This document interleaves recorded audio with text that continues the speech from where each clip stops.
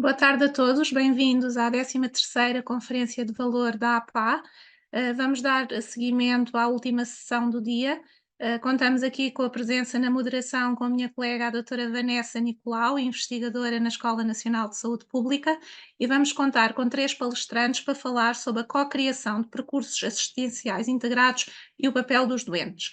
Vamos começar por iniciar a sessão vamos começar com a professora Ana Rita Góes, que a doutora Vanessa irá fazer a apresentação, seguida falará a doutora Ana Sampaio e, por fim, a doutora Ana Andrade. Vanessa, passo-te a palavra. Muito obrigada, Nila. Boa tarde a todas as pessoas que partilham o painel connosco hoje e boa tarde a essa audiência mais extensa que nos acompanha através de todos os meios tecnológicos que hoje temos ao nosso dispor. É com um prazer muito grande que estou hoje aqui e que aceitei este desafio e que aceitámos todos este desafio. É muito bom trazer este tema à discussão e à conversa e é muito interessante termos percorrido um dia já longo hoje de apresentações e discussões em que o princípio da centralidade nas pessoas esteve sempre presente e que esta ideia da necessidade de criarmos percursos e jornadas integradas também esteve sempre presente quase ao longo de todas as sessões do dia de hoje. O que nos deixa aqui um desafio, como é que alinhamos estas duas necessidades, ou seja, de fazer refletir na nossa prática a centralidade nas pessoas, naquilo que é a construção e desenho destas jornadas e percursos integrados. E para começarmos e abrirmos esta discussão, temos connosco hoje a professora Ana Rita Góes, que é professora auxiliar na Escola Nacional de Saúde Pública, tem feito trabalho na área de investigação, na área do ensino, muito direcionado para a promoção da saúde, com um enfoque significativo nestas iniciativas, ferramentas e metodologias e abordagens à cocriação. Ela vai hoje falar-nos um pouco do que é isto, do conceito da cocriação e que metodologias é que podemos ter hoje ao nosso serviço para começarmos a implementar na prática esta ideia e este princípio. Muito obrigada. Olá, muito boa tarde. Eu quero naturalmente começar por expressar o meu agradecimento e a minha satisfação por me juntar hoje a todas as pessoas que nos acompanham, mas em particular também aqui aos membros desta mesa, expressando particularmente também o agradecimento pelo apoio da Vanessa e da Nilda na preparação deste momento. Dizer-vos também que é com particular satisfação que integro esta mesa, precisamente porque no meu percurso tenho tido esta felicidade de, por um lado, compatibilizar aquilo que é o trabalho que faço na área do ensino e da investigação, mas também a possibilidade de ter um feedback muito ativo e muito direto de todos aqueles que procuram representar, nomeadamente, os doentes e pessoas que vivem com algum tipo de condição de saúde e utentes de saúde, no trabalho que faço no âmbito da Academia para a Capacitação das Associações de Doentes, que diariamente nos reforça a importância de adotarmos este tipo de abordagens. Eu farei uma intervenção que procura, no fundo, fazer aqui uma viagem muito breve em torno deste conceito e dos métodos que são associados à cocriação, essencialmente numa perspectiva de clarificarmos um pouco do que é que estamos a falar e como é que podemos, de facto, levar isto para a prática, para o dia-a-dia, para os contextos aplicados, deixando também muito patente uma ideia que me parece importante, que é muitas vezes não concretizamos tanto quanto se calhar gostaríamos estes processos de cocriação por algum receio de nos envolvermos com estas metodologias, e penso que aqui a interação entre a academia e os contextos que estão a desenvolver iniciativas, inovações, novos serviços, percursos assistenciais, poderá ser de facto uma mais-valia, no sentido em que, nomeadamente na academia, nós já temos uma experiência consistente na utilização deste tipo de métodos e, portanto, podemos, no fundo, tranquilizar aqueles que se querem aventurar por este tipo de iniciativas, e de facto integrá-las na sua prática e no desenvolvimento de inovações e de novos serviços e intervenções ao serviço dos doentes. E, portanto, começando precisamente por um enquadramento mais global, não é? A cocriação surge naturalmente do reconhecimento da importância de envolvermos diversos stakeholders, e nomeadamente o utilizador final, no processo de desenhar novas medidas, ações e intervenções ao seu serviço. O envolvimento é qualquer coisa que acontece ao longo de um contínuo, que pode ir apenas desde a informação até ao completo empoderamento, e falamos de empoderamento quando estamos perante circunstâncias em que este utilizador final tem uma posição equitativa em relação a outros atores do sistema.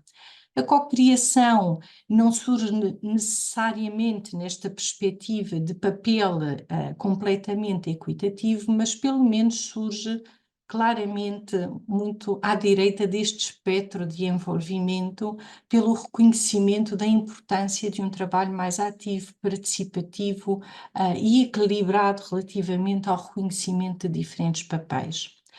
Ao longo dos últimos anos, nós temos ouvido cada vez mais falar da importância de adotar abordagens participativas, quer na investigação, quer no desenho de novas intervenções, e foram surgindo muitos termos e designações para estas abordagens participativas, nomeadamente aqueles que eu projeto aqui neste slide: cocriação, co-design, coprodução, que não são mais do que métodos participativos específicos, a par de muitos outros, como o design thinking, a investigação participada de base comunitária e por aí fora.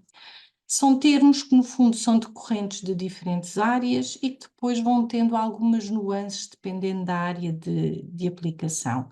Em qualquer dos casos, todos eles colocam esta ênfase no contributo do cidadão e do utilizador final, em particular, para o desenho e para a disponibilização de um determinado produto, serviço, iniciativa ou inovação.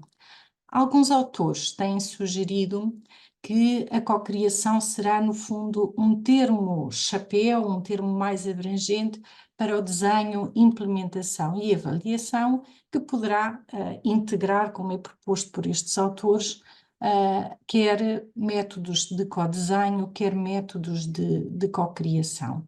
Como podemos ver a partir da imagem que eu aqui projeto, os processos de cocriação incorporam um conjunto de etapas que vão desde a identificação e compreensão de um determinado problema até à implementação e avaliação da solução que tenha sido desenhada em parceria. Os processos de cocriação poderão envolver estes diferentes atores, stakeholders e utilizadores finais numa ou em várias etapas deste processo de cocriação. O que é desejável é que este envolvimento aconteça ao longo de todo o processo, mas sabemos que nem sempre temos nem o tempo, nem os recursos para verdadeiramente fazer esta incorporação ao longo de todo o processo, embora seja aquilo que é desejável.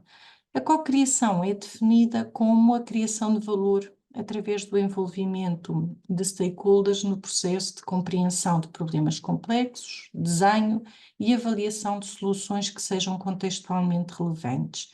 Na sua essência está um princípio de colaboração e este esforço de definição de todas as etapas e processos em grupo, de forma colaborativa e participativa. De uma forma geral, a cocriação assenta nesta ideia de que a atitude geral deverá reconhecer que cada pessoa detém um conhecimento, competências e recursos que podem enriquecer o processo de criação. e, portanto, o desenho deste tipo de iniciativas deverá assentar nos princípios do respeito, do interesse e da valorização, da partilha de poder, da reciprocidade, da aprendizagem mútua. Assume-se claramente que, para que a cocriação seja bem-sucedida, cada um dos atores que está envolvido no processo tem claramente de sentir este reconhecimento e tem de sentir que a sua participação acontece num contexto seguro, de respeito e de valorização pelo contributo de cada um. A evidência tem-nos mostrado claramente os benefícios de adotar este tipo de abordagem, logo à partida o facto de nos favorecer um contacto com um conhecimento específico do contexto a partir de diferentes perspectivas, mostra-nos também que a utilização da cocriação promove uma maior apropriação, motivação e compromisso com as inovações desenvolvidas, e nesse sentido vai também potenciar a adoção, a implementação e a sustentabilidade daquilo que é desenvolvido, tendo também a favorecer uma maior mobilização de recursos de diferentes naturezas, a desencadear alguns resultados paralelos, nomeadamente do ponto de vista da própria coesão social, e do ponto de vista do impacto, não só temos evidência de que potenciamos o impacto em termos de resultados em saúde, mas também a criação de valor para os diferentes atores envolvidos. E, acima de tudo, aquilo que se tem destacado é que o desenvolvimento de produtos, serviços e iniciativas assentes numa abordagem de cocriação tende a conseguir passar melhor na prova da equidade e da justiça social e, portanto, são iniciativas que tendem a garantir uma maior equidade no que diz respeito quer à utilização, quer aos outcomes de saúde que são obtidos a partir da utilização desses serviços. Como eu referi há pouco, quando falamos em cocriação, falamos de todo um ciclo que devemos até entender como um ciclo contínuo que se vai retroalimentando, que começa por um momento de identificação dos próprios stakeholders a envolver e daquilo que são as preocupações e os problemas aos quais se pretende dar prioridade, avançando para uma análise detalhada dos fatores que estão a contribuir para o problema, daquilo que poderia contribuir para a sua solução, para avançar depois claramente para uma definição concreta de qual é que vai ser o foco do desenho propriamente dito, a geração de ideias que permitam desenhar novas soluções, a própria prototipagem e depois a implementação e avaliação. Aquilo que é desejável é que para cada momento do processo se vão identificando diferentes atores dos diferentes sistemas relevantes que possam participar nas diferentes etapas e trazer, no fundo, perspectivas diversas para alimentar a melhoria contínua. A questão que se coloca logo à partida quando avançamos com processos de cocriação passa precisamente por decidir quem envolver. E, no fundo, a resposta simples é envolver aqueles que são afetados ou que terão a capacidade para influenciar a resolução do problema. Isto pode incluir profissionais, parceiros, decisores, mas obrigatoriamente deve incluir o utilizador final da solução que se pretende vir a desenvolver. Para além de ser necessário decidir quem envolvemos, depois será necessário decidir o que é que serão os papéis e as responsabilidades de cada um destes atores no processo e os momentos específicos em que irá participar. Alguns autores dizem-nos que é importante distinguirmos nestes papéis entre aquilo que é a equipa inicial, no fundo, o conjunto de pessoas que tomam a iniciativa de levar a cabo o processo de cocriação, que pode ser uma equipa constituída por profissionais de saúde, pessoas da academia, da comunidade ou um conjunto destas pessoas. Depois, aquilo que é designado como a equipa de coprodução, que poderá envolver elementos da equipa inicial, mas que naturalmente a ideia é que já incorpore novos elementos identificados a partir dos diferentes contextos e sistemas que foram tidos como relevantes. Mas esta equipa de coprodução, de cocriação, é uma equipa que se pretende, no fundo, que seja aquela que tenha continuidade ao longo do processo, e depois um círculo alargado que poderá ser convocado a trazer contributos em momentos mais específicos do processo. No fundo, acima de tudo, no momento de desenharmos este tipo de iniciativas, é essencial definir claramente quem são estes atores, qual é que é o objetivo do seu envolvimento, em que nível se vai pretender este envolvimento e em que momentos em particular isto irá acontecer. O que é desejável é que estas decisões sejam tomadas naturalmente também de forma participativa e que cada um dos atores possa posicionar-se relativamente ao tipo de contributo que gostaria de dar. Depois trata-se de definir técnicas específicas que podemos utilizar para potenciar este envolvimento. Aquilo que eu vos trago são apenas um pequeno conjunto de exemplos de técnicas que podemos usar ao serviço da cocriação. O meu esforço foi tentar trazer alguns exemplos que, no fundo, também atravessassem diferentes etapas do processo, embora, na verdade, algumas das técnicas que eu aqui trago podem ser utilizadas em etapas muito diferentes. A ideia é sempre podermos socorrer-nos. Aquilo que faz a cocriação não são as técnicas específicas que utilizamos, aquilo que faz a cocriação são os princípios de envolvimento, de participação, de colaboração e de respeito que impomos no processo. As técnicas são, no fundo, um facilitador. É importante considerarmos que, quando levamos a cabo estes processos, vamos envolver atores que têm linguagens diferentes, formas diferentes de pensar os problemas, facilidades diferentes para expressar as suas opiniões e as suas propostas e sugestões, e, portanto, as técnicas que escolhemos, aquilo que pretendem, no fundo, é constituir um facilitador que potencie uma participação equitativa dos diferentes atores que foram mobilizados para o processo. Um dos exemplos que vos trago e que é particularmente útil quando se desenham percursos assistenciais é precisamente o mapeamento de percursos. Aquilo que fazemos no mapeamento de percursos é partir de um mapa ou de uma representação gráfica concreta do contexto, do serviço, da iniciativa, do que quer que seja, para, a partir daí, identificar locais e eventos importantes ou para desenhar os próprios percursos. A imagem que aqui coloquei é a imagem de base de um projeto internacional que esteve dirigido precisamente ao desenho de um percurso de transição de cuidados do internamento hospitalar para o domicílio e que, a partir do desenho deste percurso, pretendeu também desenvolver intervenções específicas para potenciar o sucesso deste processo de transição de cuidados.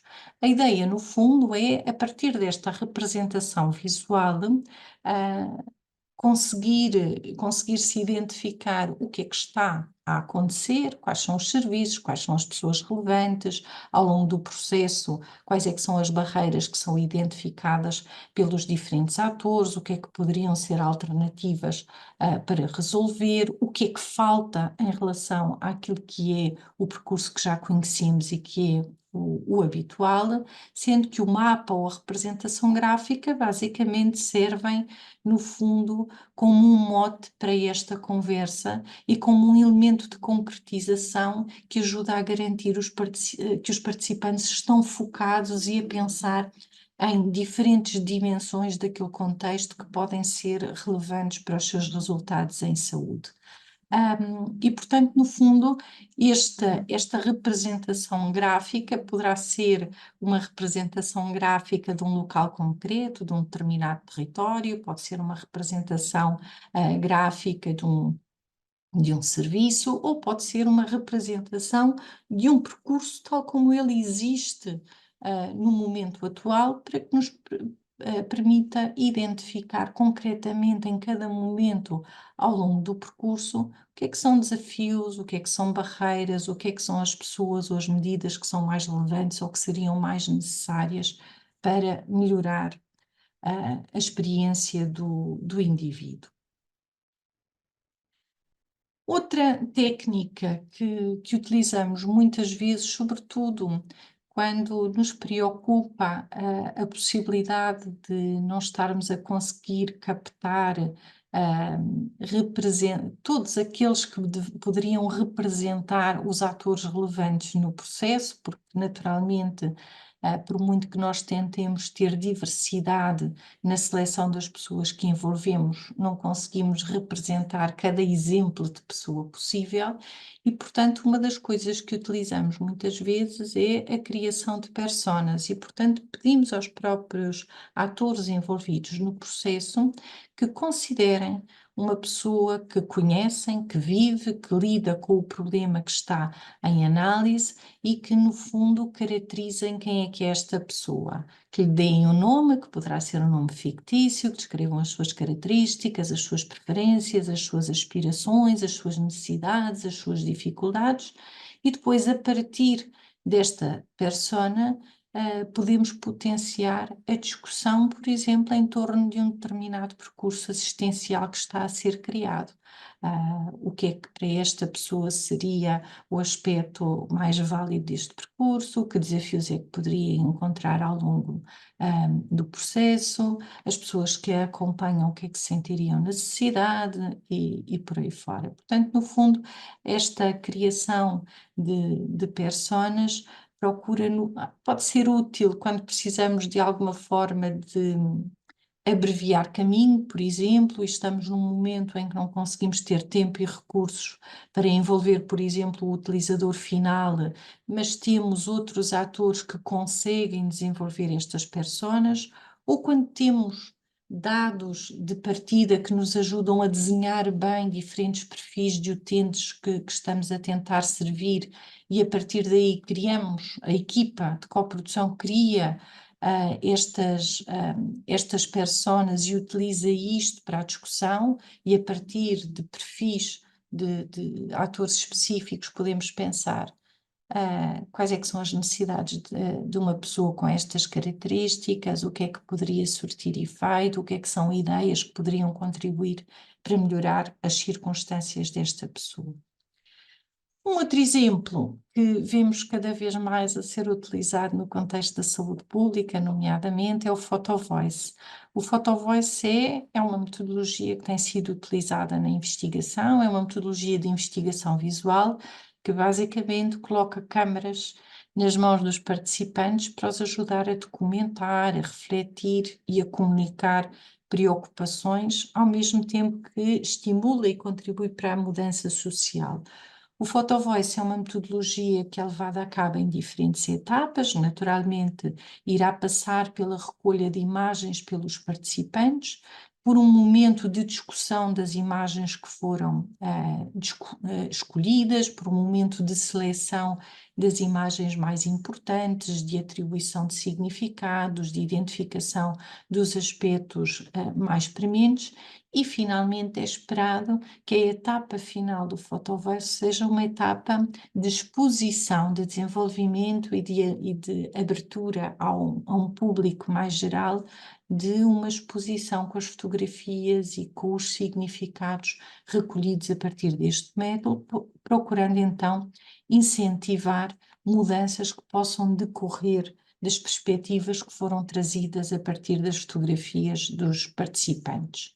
Outra técnica útil é utilizar visitas simuladas e, portanto, criar, por exemplo, uma maquete que nos ajude a fazer uma visita ao longo de um serviço, de um processo e por aí fora, e que nos ajude a ir identificando aquilo que são as experiências, as reações, as expectativas das pessoas envolvidas.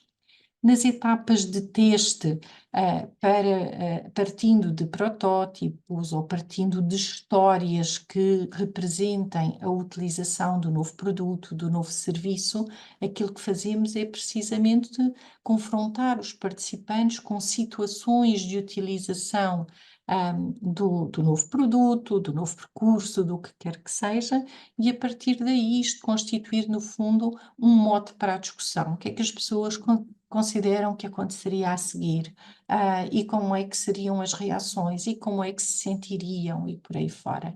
No fundo, cada um destes exemplos traz-nos, concretiza-nos, no fundo, esta noção de que as diferentes técnicas que utilizamos, acima de tudo, são um facilitador. Aquilo que procuram é facilitar o contributo, a partilha, a discussão e trazer diferentes perspectivas para enriquecer este processo de cocriação e para nos ajudar a desenvolver, a implementar e a avaliar de uma forma relevante novos produtos, serviços e iniciativas. Para terminar, queria apenas deixar o exemplo do projeto que referi acima, este projeto na área da transição de cuidados, que utilizou técnicas no domínio da cocriação, a partir da incorporação de entrevistas, workshops, questionários e, naturalmente, também da evidência disponível, e a partir daqui desenhou então um conjunto de percursos assistenciais e de novos serviços e respostas que potenciassem o impacto positivo destes percursos assistenciais. Muito obrigada. Obrigada, professora Ana Rita Góes. Penso que a sua apresentação foi excelente, partilhou aqui estas metodologias que, por norma, não são muito focadas e faladas no nosso dia-a-dia, mas que penso que terão todo o interesse em serem incluídas nas nossas atividades de vida diária e profissionais, essencialmente. E penso que melhor que ninguém esta apresentação permite fazer aqui a ligação à apresentação da doutora Ana Sampaio, que vem aqui representar aqui o papel dos doentes, é presidente da Associação Portuguesa da Doença Inflamatória Intestinal e da colite ulcerosa e doença de Crohn, também pertence à direção da plataforma Saúde em Diálogo e, portanto, é precisamente um diálogo que vamos ter com ela. Pertence também à Comissão Nacional para a Humanização dos Cuidados de Saúde e ao membro consultivo, e é também membro do Conselho Consultivo do Infarmed. A doutora Ana Sampaio, como ela própria se define, é gestora apaixonada pela melhoria contínua e, portanto, é nessa ótica que vamos aqui pedir o seu contributo para falar aqui um bocadinho do papel dos doentes e talvez reforçar esta ideia que a professora Ana Rita Góes deixa desta estrutura colaborativa e participativa de todos os atores nestes percursos que pretendemos desenhar. Boa tarde, doutora Ana Sampaio, seja bem-vinda e passo-lhe a palavra. Boa tarde, obrigada pelo convite para estar aqui presente. Realmente a Ana Rita já facilitou aqui muito o meu trabalho, porque já foi expondo aqui, pelo menos esta parte da questão de como é que se pode envolver as pessoas, não é? E os vários tipos de envolvimento. A cocriação realmente é um processo um pouco complexo, não posso dizer que seja um processo fácil, não é? E é que todos nos temos que adaptar, portanto, não é algo que se calhar logo à partida se pense, mas é algo que faz todo sentido. Ainda para mais quando queremos cada vez mais centrar os processos na área da saúde no seu cliente, que é o utente. Portanto, nessa perspectiva, realmente envolvê-lo é uma mais-valia para que depois realmente seja valorizado por ele próprio o que está a ser feito e está a ser desenvolvido. Na questão da cocriação, que nós nos deparamos muitas vezes, associações, é que quando chegam até nós as coisas já estão muito avançadas, ou seja, o processo já está a meio, já está a correr, ou até só nos vêm pedir quase a validação final. Quase, olha, corrija aí a frase, ou corrija aí o que não gosta. É um bocadinho assim. Mas realmente eu começo por pensar que cada vez mais, eu digo já que nós não queremos estar no momento 1, nós já queremos estar no momento 0, ou seja, eu acho que a própria, se calhar, definição do problema que queremos resolver deve também ele próprio ser, portanto, partilhado com o próprio doente e o doente e o utente dizer se realmente considera que aquele seja o problema mais relevante, não é? Porque muitas vezes o problema mais relevante para o profissional de saúde pode não ser o problema mais relevante para o utente. E, portanto, logo à partida temos aqui muitas vezes algumas diferenças e, portanto, há que tê-las em conta. Não quer dizer que esteja mal começarmos um bocadinho mais tarde e envolver os doentes na mesma, já tendo identificado qual é o problema. Eu acho que isso faz todo sentido. Estamos a falar de instituições na área da saúde, portanto, eles próprios podem identificar um problema e querer resolvê-lo. Não vejo isso com maus olhos, mas também vejo com bons olhos que se reúnam com os utentes, seja presencialmente, seja através, por exemplo, de questionários ou de levantamento de problemas e tentar identificar qual é aquele problema que realmente é mais relevante para o doente e então depois tentar envolver. Depois há outra aqui questão muitas vezes na cocriação, é que muitas vezes escolhem o doente, ou seja, vão escolher aquele doente típico porque é o mais participativo, porque é aquele que está mais próximo do profissional de saúde que está a desenvolver o processo. E isso também, como já aqui foi dito por Ana Rita, há várias personas, não é? Ou seja, nós não somos todos iguais, todas as pessoas e todos os utentes não são iguais e, portanto, muitas vezes identificar uma pessoa pode enviesar a questão e pode enviesar também aqui depois todo o processo. Eu digo muitas vezes, claro que é bom ter o envolvimento de um doente, já é muito bom, mas, por exemplo, envolver as associações de doentes que têm uma visão de mais de 360 graus também faz sentido, porque nós acabamos por ter o conhecimento dos vários tipos de doentes e utentes que temos e, portanto, sabemos muitas vezes que há realmente aquele caso da figura que até pode estar ali representada, mas há outros casos de outras pessoas que têm outros problemas, não é? E, portanto, muitas vezes damos aqui uma visão mais global. Mas parece-me que vejo com bons olhos que cada vez mais se comece nas instituições de saúde a tentar envolver os doentes ou as associações de doentes cada vez mais cedo. E, portanto, acho que vejo com bons olhos o futuro, mas gostaria que realmente muitas vezes pensassem logo no desenho estarmos presentes, ajudarmos, pensar como é que deveria ser o processo. Às vezes há pequeninas coisas, não é? Às vezes não é preciso fazer alterações muito grandes e tudo isto são processos, ou seja, muitas vezes nós vamos introduzindo alterações, não é? Que depois vão levar a outras situações e vamos alterando outra vez. Portanto, isto é um processo, por isso é que eu digo que eu sou um bocadinho, gosto muito do processo de melhoria contínua, porque assim, isto não acaba. Isto para uma pessoa, mesmo num processo, nunca acaba, porque a pessoa vai chegar, depois quando for fazer a parte da análise, não é? Que falávamos e da avaliação, vai-se dar conta que há outras situações podem ser melhoradas. Portanto, isto é sempre algo contínuo em que vamos melhorando, em que vamos recuperando.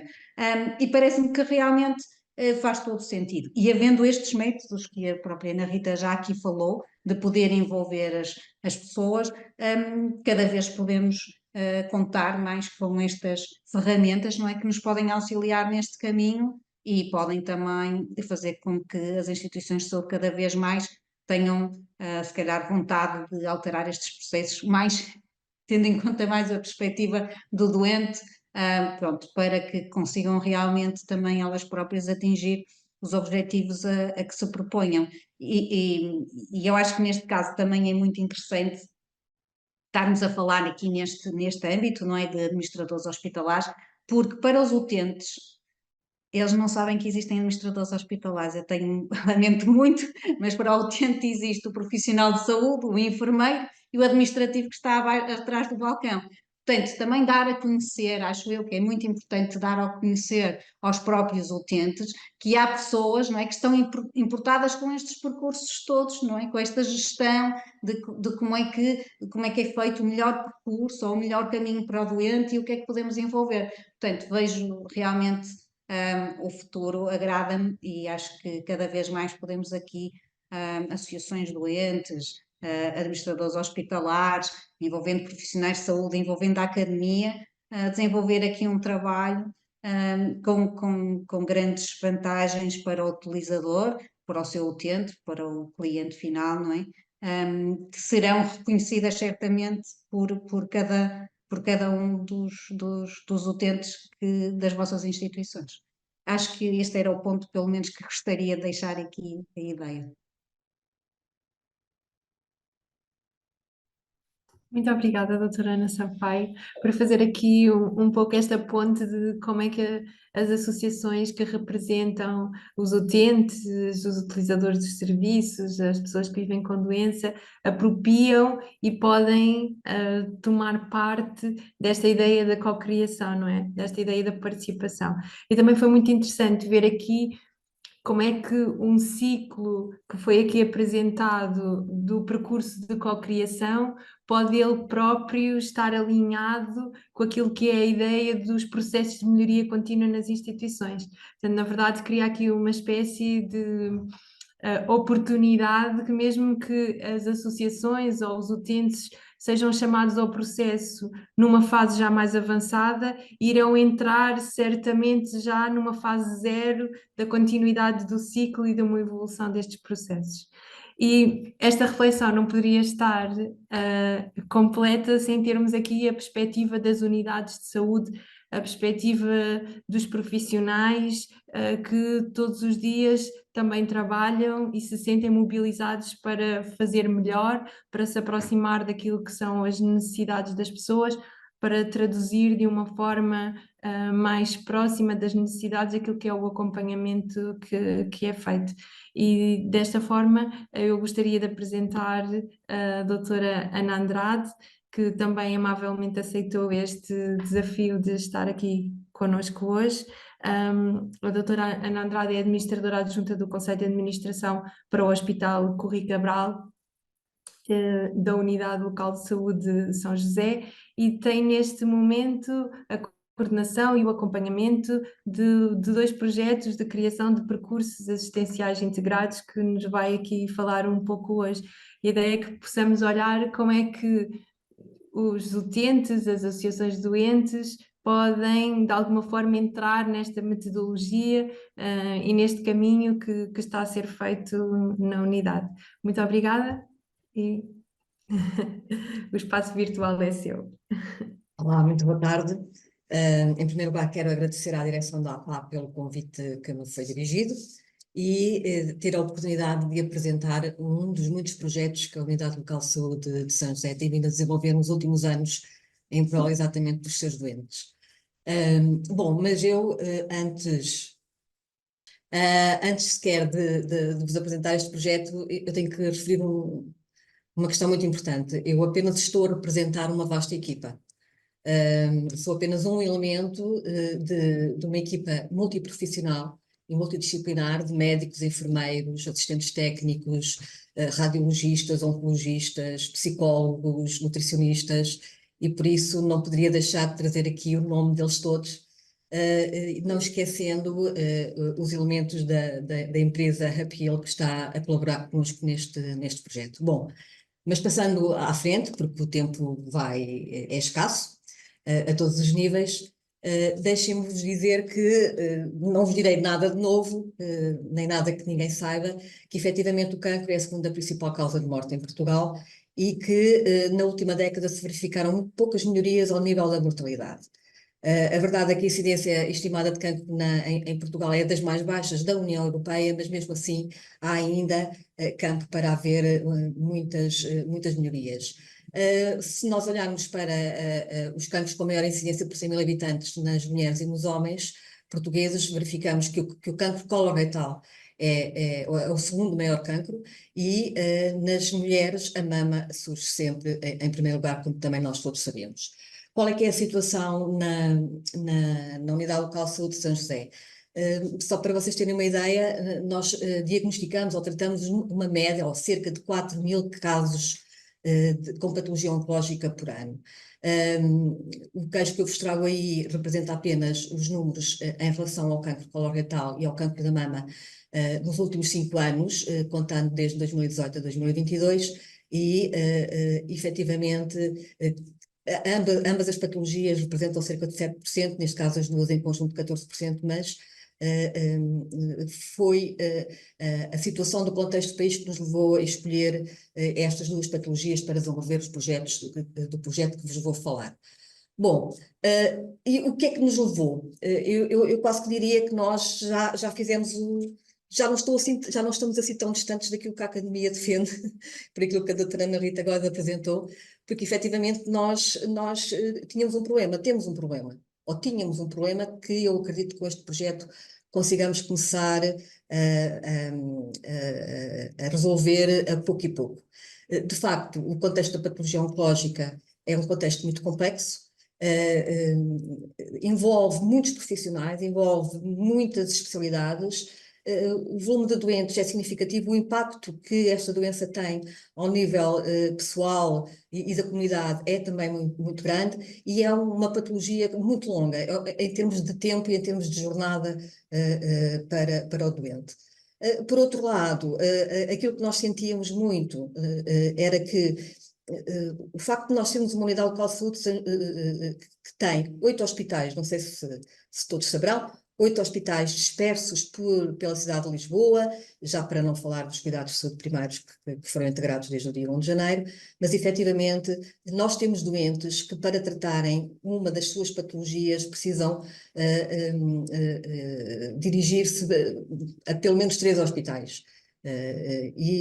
Aos Capuchos, porque é onde está a oncologia, ao Correio Cabral, que é onde está a cirurgia, e se for preciso a São José para ir fazer uma ressonância. Bom, a verdade é que nós de vez em quando sentíamos que poderíamos perder os doentes no meio desta jornada.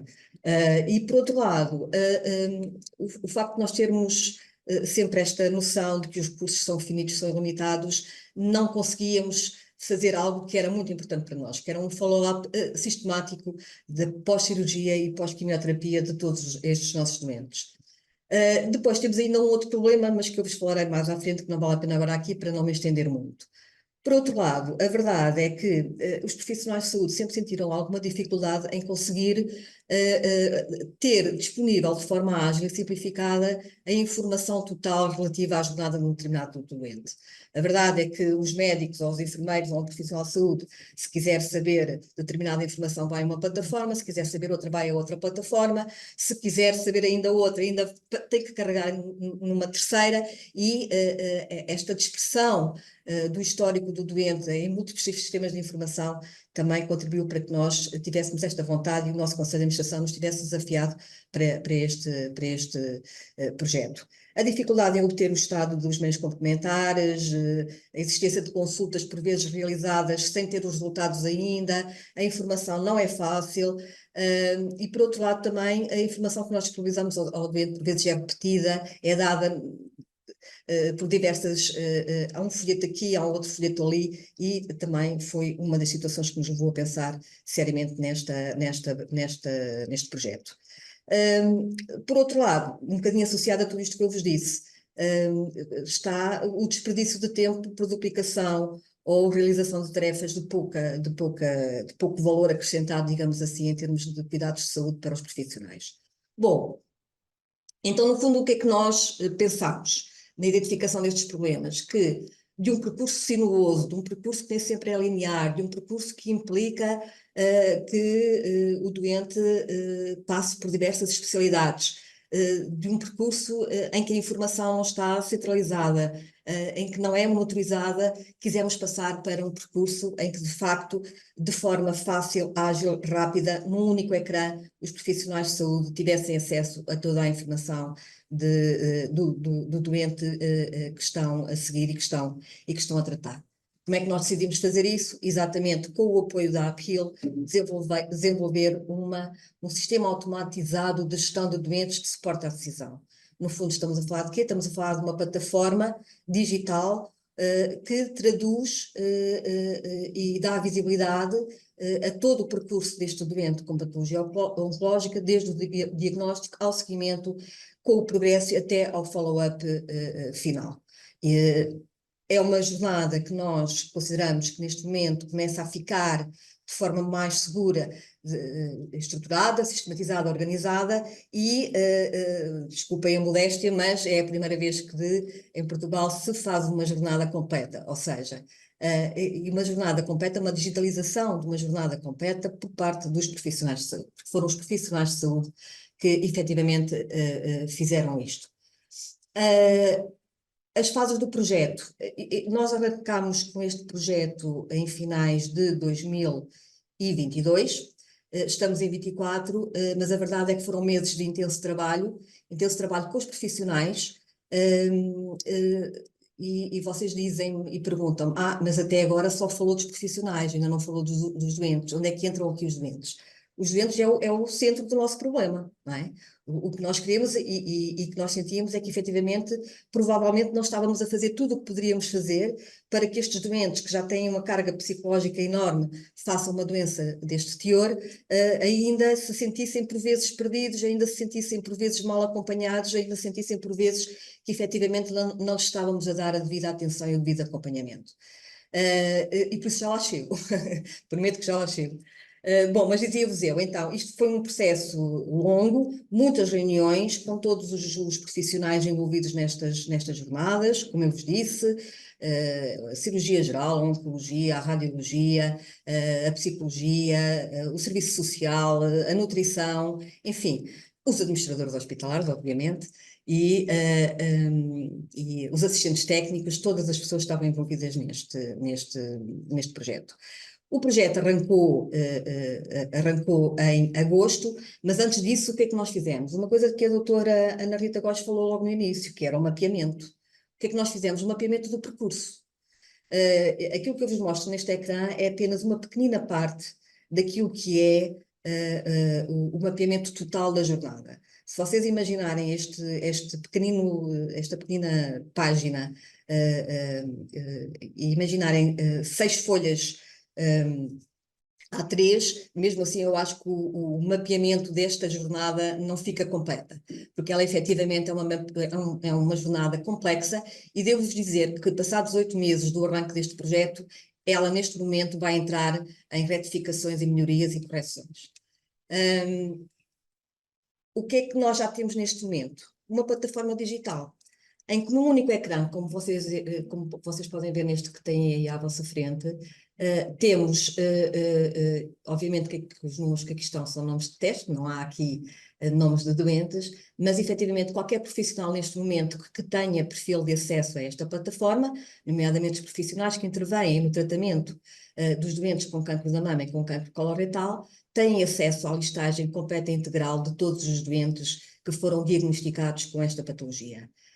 E conseguem acompanhar de forma completa, desde a primeira consulta que o doente teve na nossa OLS até ao final da jornada, que, como podem calcular, são poucos os doentes são poucos não há nenhum doente ainda que tenha chegado ao fim da jornada, como podem imaginar e calcular. E efetivamente neste momento qualquer profissional pode aceder e ver em que fase da jornada é que o doente está. Se está no diagnóstico, se está na reunião multidisciplinar, se entretanto já foi internado para fazer a cirurgia, se já fez a cirurgia, se já passou para a oncologia, se já iniciou tratamento de radioterapia, se já iniciou tratamento de quimioterapia, num único ecrã. Obviamente que nós temos que dizer que esta plataforma ainda não está aquilo que nós queremos. A verdade é que quando iniciámos isto era uma coisa e neste momento ela é completamente diferente. Tem sofrido constantes e frequentes melhorias. Para isso nós vamos contar também com os doentes, mas já lá chego. Bom, quais são as funcionalidades para os profissionais? Muito rapidamente, conseguem visualizar, como eu já vos disse, num único percurso, todo o percurso do doente, com monitorização contínua, consegue validar o estado das consultas infelizmente ainda não consegue fazer a validação do estado dos MCDTs, que é algo crítico para os profissionais de saúde, mas estamos lá quase. O sistema permite gerar alertas, que eu já vos explico um pouco mais à frente quais são, que nos obrigam a contactar o doente no sentido de despistar qualquer situação mais complicada ou mais crítica. Permite a geração de criação de tarefas automatizadas de acordo com o perfil do utilizador, permite-nos fazer os tais follow-ups automatizados junto dos doentes, enfim, uma série de funcionalidades que, se um dia alguém quiser e tiver curiosidade em saber com mais pormenores, estaremos completamente disponíveis para mostrar. Bom, esta plataforma é também muito importante para a gestão. E em que sentido? Porque a verdade é que nós, no percurso destes doentes, temos sempre algumas ideias e nós, se quiséssemos a informação, nós conseguimos tê-la. A verdade é que levar-nos-ia muito tempo, muitas horas de trabalho para trabalhar dados, para trabalhar informação, e neste momento nós temos um dashboard que nos permite dar uma série de indicações, e uma mais importante que eu não vos trago aqui, mas tenho, achei que não era relevante, mas efetivamente consegue-nos dar informações muito importantes e que vêm comprovar ou não alguns dos constrangimentos que normalmente acontecem no tratamento destes doentes. Dou-vos o exemplo, imaginem, nós sabemos perfeitamente quais são os timings, ou os profissionais de saúde sabem quais são os timings que devem decorrer entre uma fase e outra, entre uma primeira consulta e a realização de um PET, de um TAC, de uma ressonância, e nós agora, para obter esta informação, demoraríamos algum tempo, e esta plataforma vai nos permitir identificar exatamente quais são os principais linhas do tempo que nós precisamos controlar e monitorizar, no sentido de podermos agir sobre elas caso se confirmem. A plataforma irá evoluir também para um dia nos poder dar alertas, no sentido de dizer, atenção, este doente já devia ter feito isto, ainda não fez, atenção, este doente já devia ter sido chamado para cirurgia, ainda não foi, etc.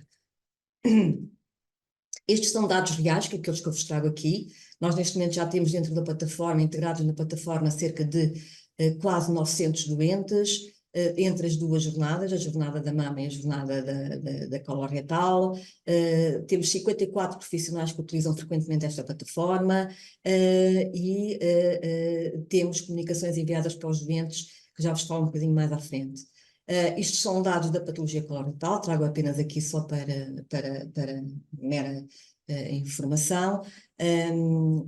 Na patologia coloretal, peço desculpa que eu tenho aqui, temos cerca de 300 doentes já dentro da plataforma, e no caso da mama cerca de 600 doentes.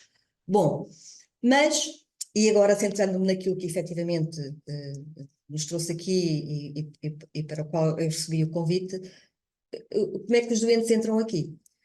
Nós tudo o que estamos a fazer é em prol dos doentes, é visando efetivamente contribuir para a melhoria dos cuidados que nós prestamos aos doentes.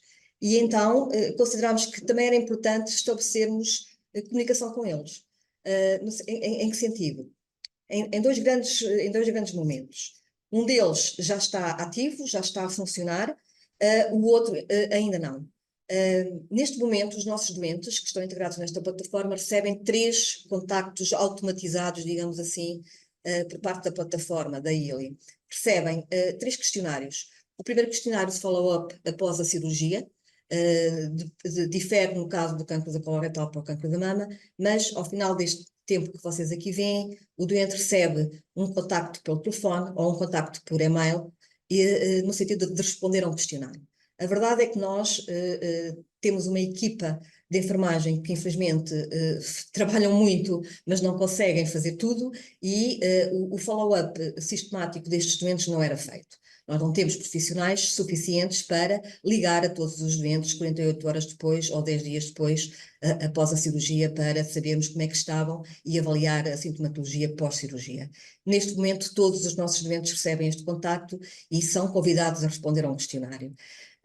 O mesmo acontece em relação à primeira sessão de quimioterapia, em termos de efeitos secundários ou de sintomatologia complicada que exija alguma intervenção da nossa parte.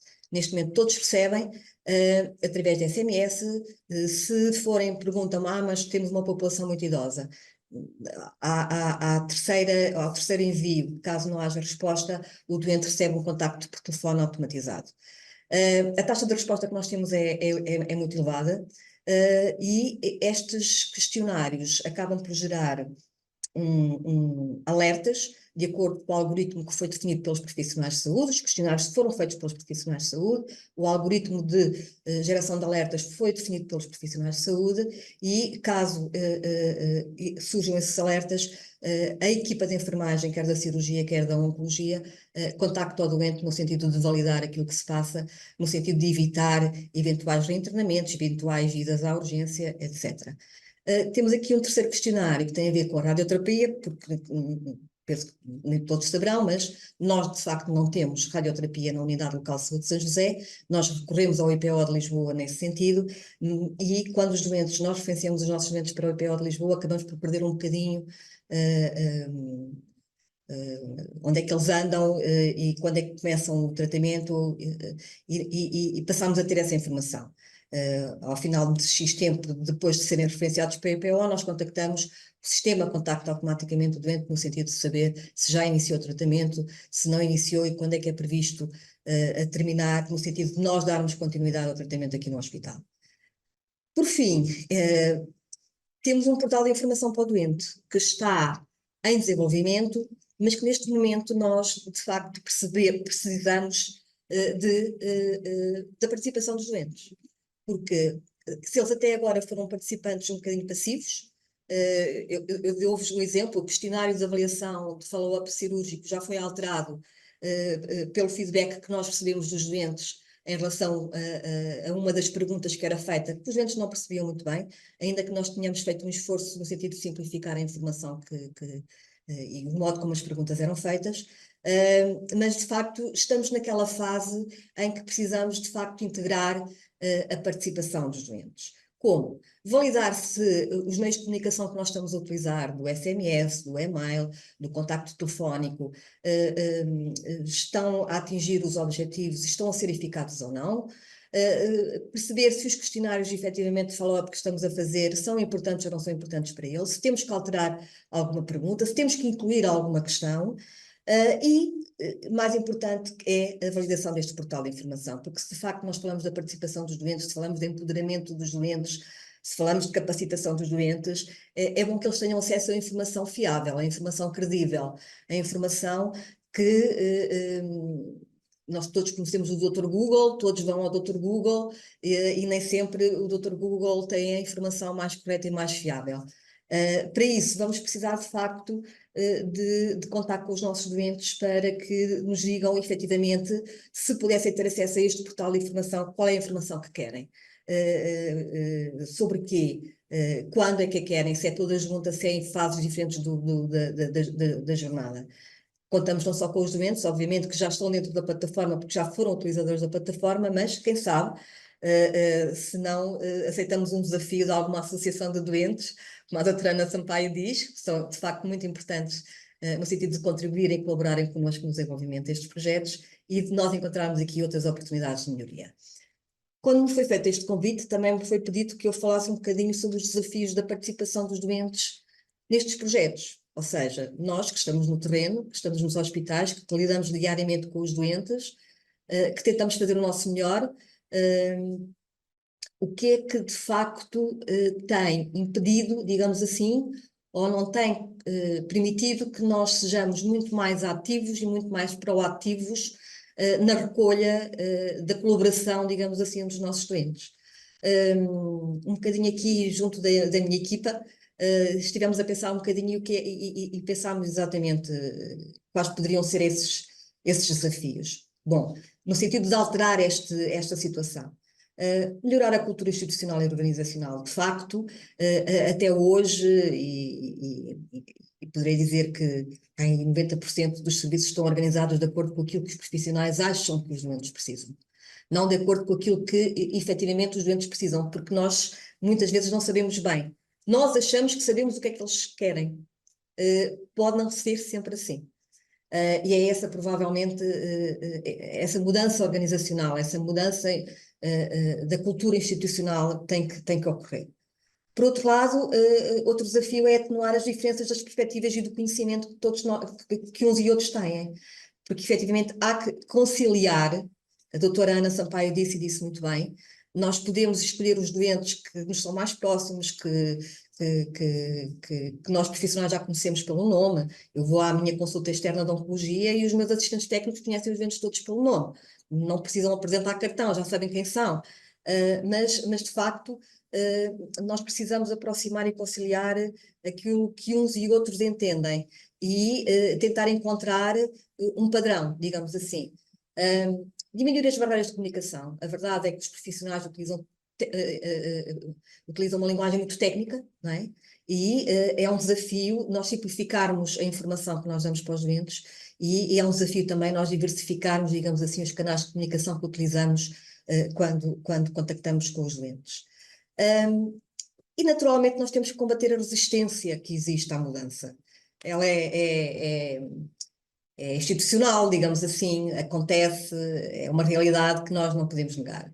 E existe, de facto, ainda um pouco aquela ideia de que nós é que sabemos, não é?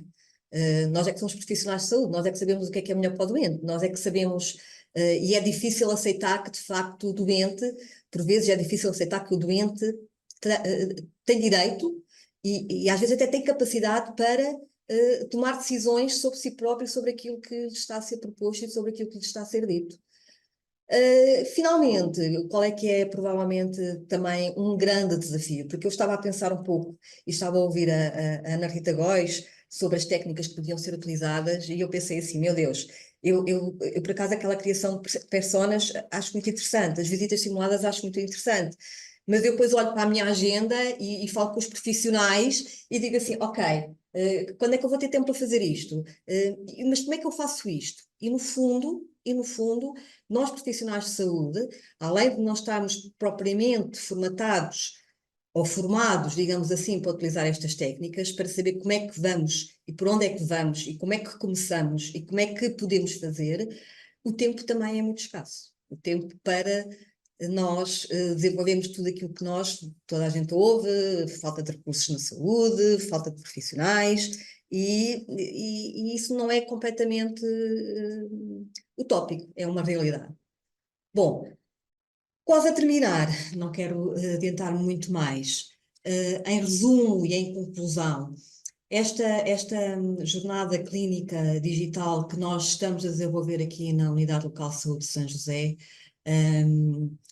visa essencialmente dar visibilidade e rastreabilidade à jornada do doente oncológico com cancro de mama e com cancro coloretal ao longo de todo o percurso. Procura reduzir a fragmentação destas jornadas, cuja informação está dispersa por imensos sistemas de informação. Procuramos aumentar a eficiência das equipas médicas, assim o médico, eu recordo-me que no tempo, permitam-me este parêntese, na altura da pandemia, a oncologia, no sentido de evitar que os doentes oncológicos se dirigissem ao hospital sem necessidade, ou porque o TAC ainda não estava pronto, ou porque a ressonância magnética não estava pronto, os médicos da oncologia demoravam horas a olhar para a agenda das consultas da semana seguinte e ir ver doente a doente e perceber se os exames que tinham sido solicitados já estavam prontos, se já havia resultados para que efetivamente na semana seguinte o doente não viesse em vão ao hospital. E esta é uma daquilo que nós queremos conseguir, é rentabilizar o tempo dos nossos profissionais para aquilo que é verdadeiramente importante, para aquilo que efetivamente traz mais valor à saúde dos nossos doentes. E por fim, nós achamos que com esta jornada clínica digital nós ficamos mais próximos dos doentes, ou então os doentes sentem-se mais próximos de nós, porque percebem que estão a ser acompanhados. Quando recebem um follow-up, um questionário a perguntar-lhe como é que se sente, tem febre, não tem febre, ferida cirúrgica, como é que está. Quando recebem um SMS a perguntar-lhe, olha, já tem o seu tratamento de radioterapia marcado, quando é que acaba? Percebem que, efetivamente, quando acaba uma sessão de quimioterapia, Obviamente que nós já fazíamos alguns contactos no Hospital de Hematologia, a equipa de enfermagem já contactava de forma sistemática os nossos doentes após uma primeira sessão para saber como é que o doente se sentia. Mas nós queremos alargar um pouco mais isto. E o doente sentindo estes contactos percebe que do lado de cá há uma equipa de profissionais que efetivamente está preocupado com ele e que está atento à jornada dele e está atento àquilo que ele sente, àquilo que ele necessita e àquilo que o preocupa. Por isso, penso que nós estamos em condições de dizer que criámos aqui um projeto que procura dar uma resposta integrada, multidisciplinar e de proximidade ao nosso doente. Qualquer questão, estarei sempre disponível, eu e a minha equipa. Muito obrigada, boa tarde. Boa tarde. Obrigada, doutora Ana Andrade, foi uma apresentação muito completa. Penso que nos transmitiu exatamente as ideias que pretendíamos para esta sessão, e queria aqui só deixar 2 ou 3 pontos que me fixaram mais, nomeadamente aqui a questão da jornada contínua e aqui da parte talvez onde há o estrangulamento, quando há algum período que está a demorar mais tempo e existir esta questão de eventualmente uma notificação a dizer atenção, já estamos a superar o prazo que é para passar à fase seguinte. Eu acho que isto é extremamente interessante do que andarmos à procura em papéis, haver uma plataforma que nos diga e que defina quais são estes timings para cada tipo para não haver estes gaps aqui, estes atrasos nos inícios das próximas etapas, acho que é fundamental. Depois outro ponto que também achei muito interessante e que depois vou fazer aqui uma questão à doutora Ana Sampaio na sequência deste ponto, é aqui a questão do que disse relativamente à resistência à mudança. De facto, quando perguntamos alguém quer mudar, todos dizem que sim, que as coisas estão erradas, mas depois perguntamos quem quer vir mudar, já não teremos tantos braços no ar, não é?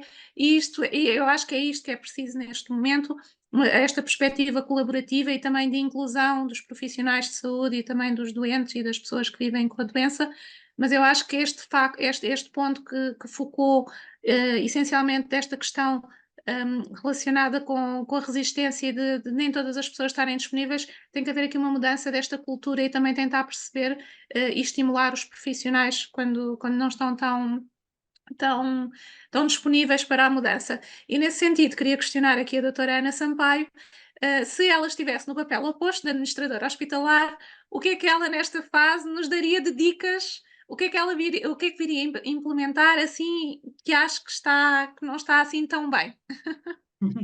Então é assim, eu nunca fui administradora hospitalar, mas eu fui diretora de uma equipa na área financeira, mais especificamente de contas a pagar, e vivi estes problemas, porque nós trabalhávamos fizemos alguns processos de melhoria contínua, no âmbito de uma filosofia de Lean, de uma implementação de Lean na empresa, e portanto vivemos isto.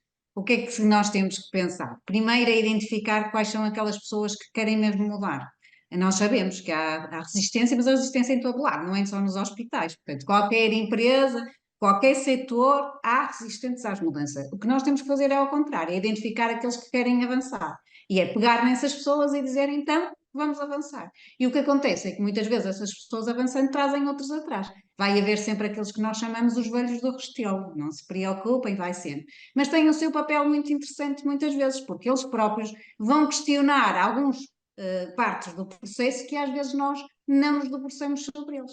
Por isso, o que nós temos que fazer é um bocadinho trazer quem quer mudar, desafiar quem quer mudar, e então vamos e venha e diga-nos como é que quer fazer, pôr as pessoas numa sala, trabalhar, eu sei que aqui já se mostrou os fluxogramas que se pode fazer dos processos, mas às vezes basta uns post-its, uns cartazes na parede, e portanto desafiar as pessoas e dizer, então vamos ver, e como é que entrou o doente no hospital, e a seguir? O que é que acontece? O doente senta-se na sala de espera, então vai para a sala de espera, e a seguir, o que é que acontece?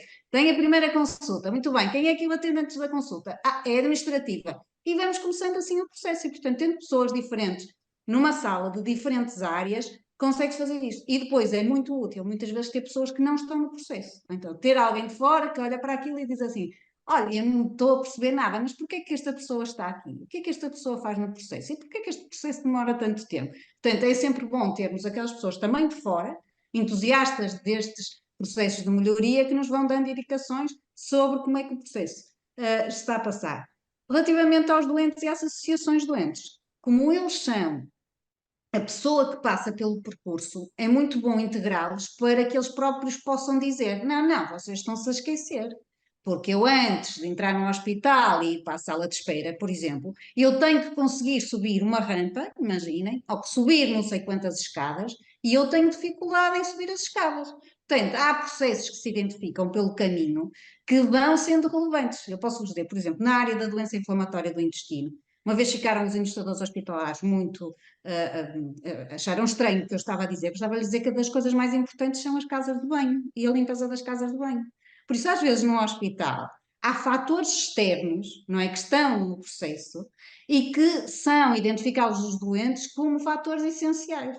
E, portanto, é muito bom sentarmos todos na mesma sala, temos todos que ser iguais, a Ana Rita dizia isso, portanto, haver respeito, haver multidisciplinaridade, percebermos que as pessoas, umas têm uns papéis, outras têm outras, mas que todas podem contribuir para um fim comum de melhoria do processo. E depois, então, conseguir que realmente esse processo seja melhorado com a identificação de todas as pessoas, não é?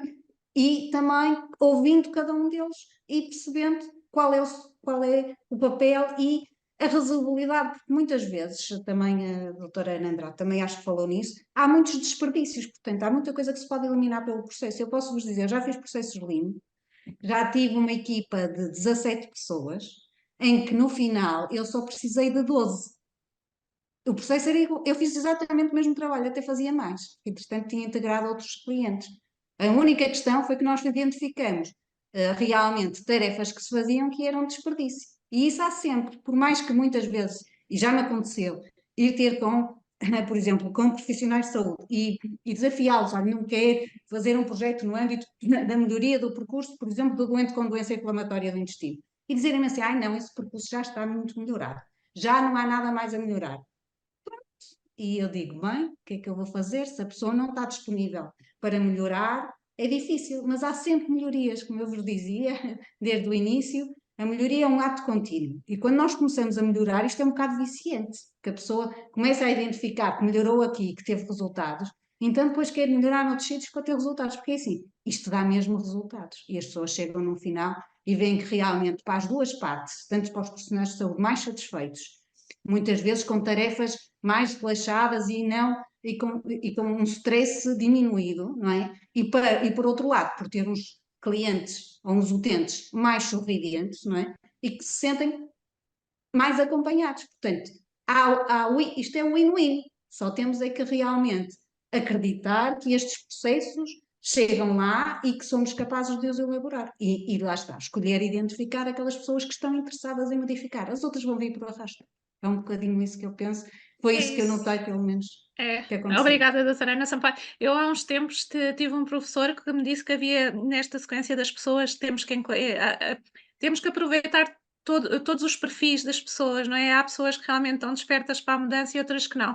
Então ele dizia que tínhamos que pensar numa panela com água a ferver e colocávamos uma batata e a batata amolecia. Há pessoas que são assim.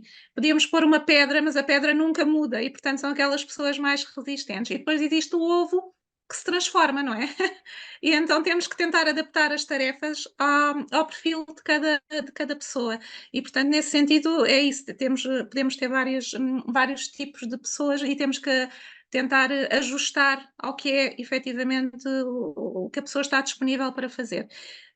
E penso que é importante, para além disso, também a questão que referiu por exemplo, de ouvirmos de facto, às vezes há intervenções que não têm um custo muito elevado, mas que fazem toda a diferença para os doentes. Há uns tempos, numa sala de oftalmologia que tinha uma luz muito fraca e um sistema de senhas com os números minúsculos numa sala de oftalmologia. E, de facto, houve uma série de doentes e familiares que os acompanhavam, porque eles não conseguiam ler o sistema de senhas, e que deixaram nas reclamações que a luz era muito fraca e que o sistema de senhas tinha letras muito pequeninas. e de facto essa instituição colocou janelas, aumentou a luz solar e mesmo a luz que não tinha, e aumentou o tamanho das letras do sistema de senhas, o que faz toda a diferença. Então, o input que os doentes também dão neste tipo de mudanças que podemos fazer e que por vezes não têm grande envolvimento económico, não é? Ou financeiro. E da minha parte eu penso que posso passar a palavra à Vanessa, também quero colocar aqui umas questões para depois, daqui a alguns minutos, também encerrarmos a sessão. Sim, muito obrigada, Nila. Eu acho que temos aqui ainda algumas questões, mas o tempo também é escasso e eu deixava aqui um pouco os desafios que foram sendo colocados por algumas das apresentações, porque várias vezes ouvimos aqui hoje, não é, que estas metodologias e estas abordagens são consumidoras de recursos, em especial do recurso de tempo, não é?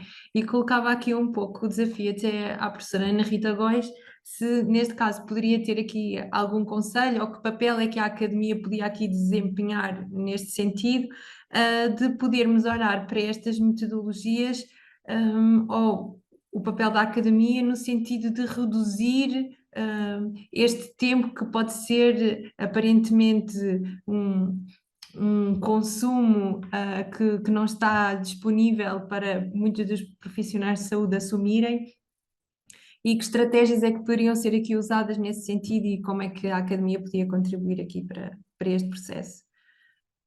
Obrigada, Vanessa. Eu diria que, em primeiro lugar, é importante nós não avançarmos para estes processos logo à partida com esta preocupação com a perda ou o gasto de recursos e por aí fora, porque efetivamente é preciso lembrar-nos também que tipicamente estes processos trazem novos recursos que não existiam à partida, não é? E, portanto, também podermos ter esta expectativa de mobilizar outros que se calhar estavam desligados daquela realidade que se está a tentar resolver e que têm recursos à disposição que podem oferecer, acho que é uma expectativa que se deve criar também nos contextos que queiram abraçar este tipo de técnica.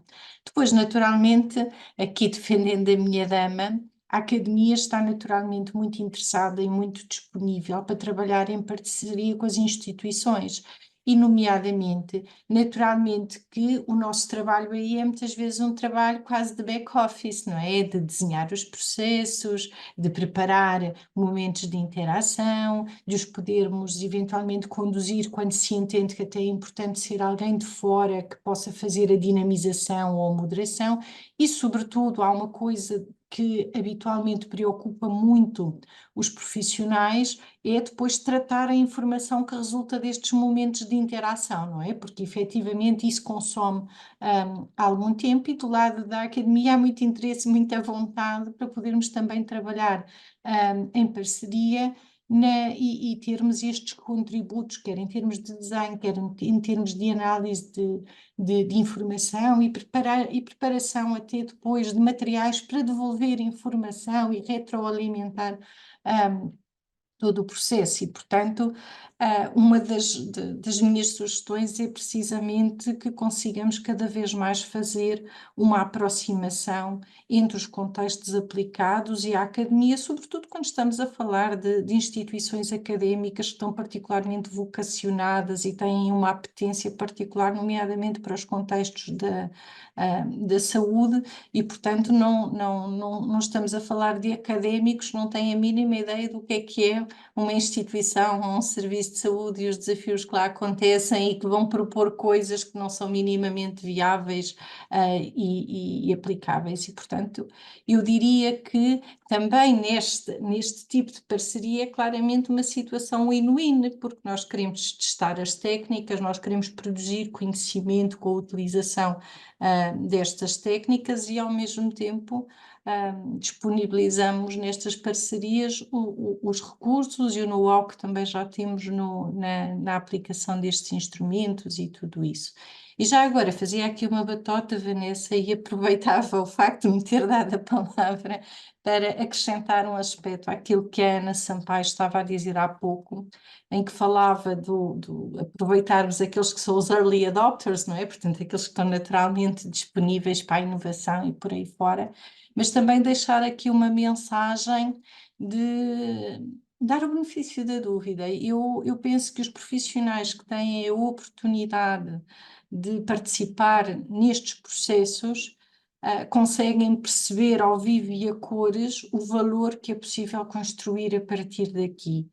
E que é um valor que não fica só estanque e inerente àquela tentativa de resolução de um problema em particular e que vai completamente transcender aquele processo em particular. E, portanto, o experimentar, o terem a oportunidade de se familiarizar com este tipo de abordagens, o poderem perceber, às vezes, as pequenas nuances, mas tão essenciais, que o utente traz para a conversa e para a compreensão do processo, de facto, muitas vezes são coisas pequenas. Eu estava há pouco a ouvir a apresentação da doutora Ana Andrade e estava a ouvir, por exemplo, neste momento, os questionários automáticos e por aí fora.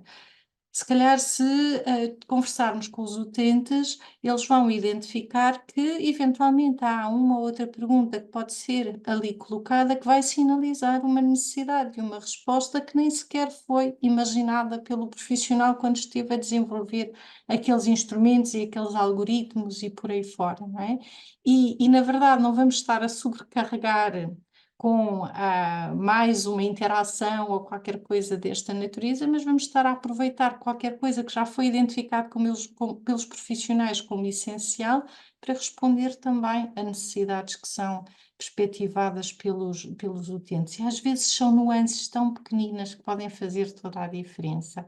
Mas, sobretudo, eu queria deixar aqui uma mensagem de que os recursos são escassos. O tempo de ninguém é completamente elástico. Nós, académicos, também temos muitos constrangimentos de tempo, mas claramente, trabalhando em parceria, conseguimos tirar um proveito muito melhor dos recursos escassos que temos à disposição e podemos construir coisas que, pronto, eu sou suspeita, mas são coisas que de facto são bonitas e de que dificilmente não ficaríamos orgulhosos e a sentir a sensação de missão cumprida quando abraçamos estas abordagens. Muito obrigada, professora Ana Rita Góes. Na verdade, eu gostaria de reforçar esta mensagem que é significativa, o valor das experiências, porque elas são efetivamente um fator de transformação e mudança naquilo que é a visão e a percepção e a abordagem das pessoas. Eu tive o privilégio de poder desenvolver algumas destas iniciativas no âmbito das nossas unidades de saúde, e o próprio processo é tão enriquecedor para todos e foi surpreendente para muitos dos profissionais envolvidos no próprio processo e para os próprios utentes. Portanto, os ganhos foram inesperados para todos os lados e, portanto, a experiência transformou-se numa vontade de querer dar continuidade. E, portanto, eu acho que isto é um dos fatores essenciais, e obrigada pela partilha, que é podermos experimentar, fazer pequenas experiências. Eu acho que depois esse processo vai garantir que nós vamos dar continuidade a estas iniciativas. E que levantou aqui outra questão também que eu gostaria de deixar para a doutora Ana Andrade, é que ela falou efetivamente desta ferramenta e deste mecanismo de comunicação e de interação, que estava aqui agora a ser levantado relativamente aos questionários, e eu estava aqui a pensar, ou seja, isto já foi uma pequena experiência, não é? Porque já houve este benefício associado de melhoria introduzida nas próprias ferramentas.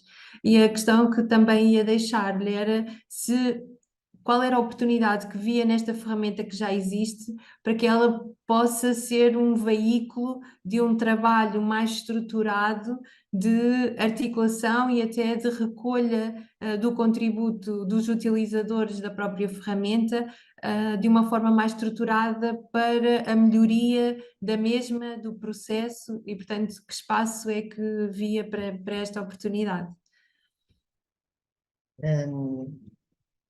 Respondendo à sua questão, permitam-me só voltar um bocadinho atrás. As equipas que estão a desenvolver estes projetos estão motivadas.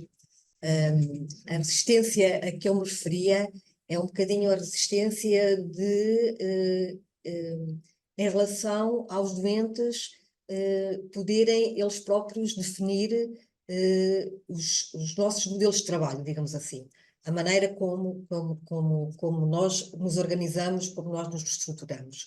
Porque, efetivamente, estas equipas estão motivadas para melhorar, estão motivadas para fazer não a mesma coisa, ou então a mesma coisa, mas de forma mais eficaz, mais eficiente, mais próxima do doente.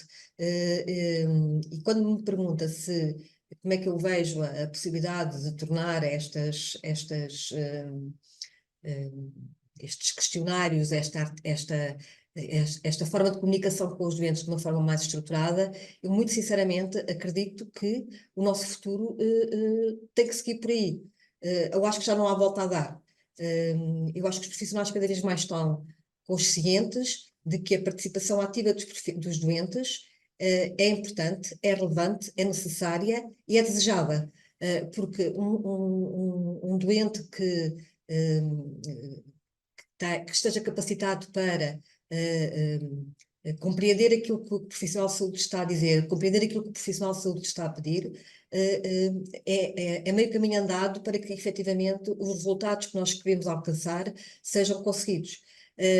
Estes questionários que nós estamos a fazer por via automatizada, inicialmente os profissionais dizíamos à equipa de gestão e à equipa da Uphill que estava a trabalhar connosco, mas isso aí é uma despersonalização, parece que há um afastamento, parece que é uma máquina que está a falar com os doentes. Mas a verdade é que de outra forma nós não contactávamos o doente, ou então se o fazíamos era de uma forma muito aleatória.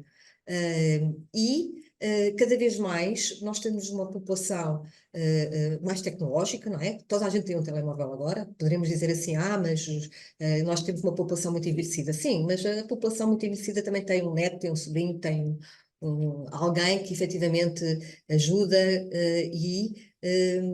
o caminho é esse, não há volta a dar. Nós efetivamente temos que incorporar na maneira como nós organizamos os serviços, na maneira como nós organizamos os nossos cuidados, temos que incorporar aquilo que é a opinião dos doentes, aquilo que é o sentir dos doentes, aquilo que são as expectativas dos doentes.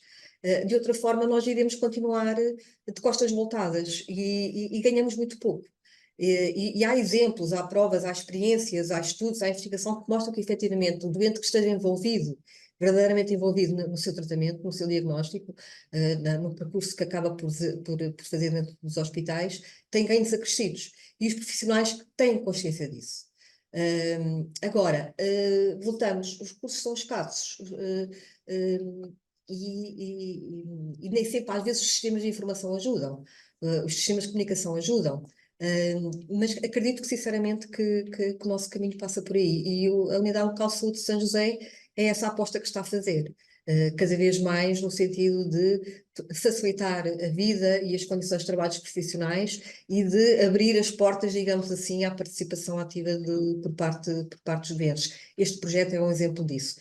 E qualquer resistência que houve inicialmente por parte dos profissionais foi a pouco e pouco sendo diminuída, digamos assim, reduzida, e eu acredito que daqui a um ano, daqui a 2 anos, nós vamos ter este projeto como efetivamente uma mais-valia, não só para os profissionais, mas também para os doentes.